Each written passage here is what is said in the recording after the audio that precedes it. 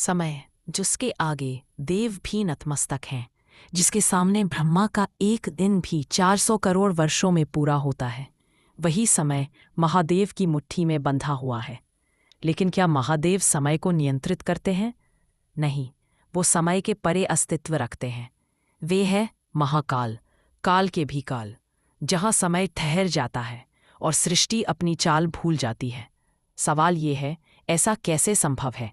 कोई देवता समय से परे कैसे हो सकता है? क्या सच में शिव का अस्तित्व समय को भी चुनौती देता है? और अगर हाँ, तो इसका रहस्य आखिर छुपा कहाँ है? समय एक ऐसी शक्ति जिसके आगे देव, दानव, मनुष्य सब झुक जाते हैं।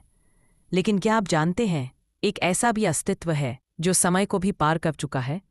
वो है महादेव, काल के भी काल, महाकाल। आज हम जानेंगे शिव का वह अद्भुत रहस्य जहाँ समय रुक जाता है और शिव अनंत रूप में प्रकट होते हैं। हम सभी जानते हैं, समय किसी के लिए नहीं रुकता, ना ब्रह्मा के लिए, ना विष्णु के लिए, ना इंसान के लिए। लेकिन एक प्रश्न खड़ा होता है, अगर समय सबको नियंत्रित करता है तो समय को कौन नियंत्रित करता है? पुराण कहते हैं, शिव समय के भीतर नहीं, समय के बाहर अस्तित्व रखते हैं। वे शुरू भी है, वे अंत भी, और वे दोनों के बीच की खामोशी भी हैं। अनादि, जिसकी शुरुआत नहीं, अनंत, जिसका अंत नहीं। शिव को अनादि कहा गया है क्योंकि वे सृष्टि के जन्म से पहले थे, जब न आकाश था, न धरा, न जल, न अग्नि, न देव, कुछ भी नहीं, तब भी शिव का अस्तित्व था। उन्हें तुरीया अवस्था कहा गया है, एक ऐसा आयाम जहां समय की गणना समाप्त हो जाती है। काल का अर्थ है समय। महाकाल, जो समय से भी महान है। कहते हैं, ब्रह्मा सृष्टि रचते हैं, विष्णु उसको चलाते हैं, लेकिन महादेव वो समय पूरा होने पर सृष्टि को पुनः अपने भीतर समेट लेते हैं। जब ब्रह्मा का एक दिन खत्म होता है 400 करोड़ वर्षों के बाद, तब भी शिव अचल रहते हैं, न बदलते हैं, न बूढ़े होते हैं, न नए होते हैं। वे शाश्वत हैं, अनंत है, समयहीन है। शिव का एक रूप है काल भैरव, जिसे समय का नियंता कहा गया है। काल भैरव वह ऊर्जा है जो समय के हर कण को नियंत्रित करती है। किसे कितना जीवन मिलेगा, किसका कौन सा कर्म कब फल देगा, किसका अंत कब होगा। इसलिए काशी में काल भैरव की अनुमति के बिना कोई मर भी नहीं सकता।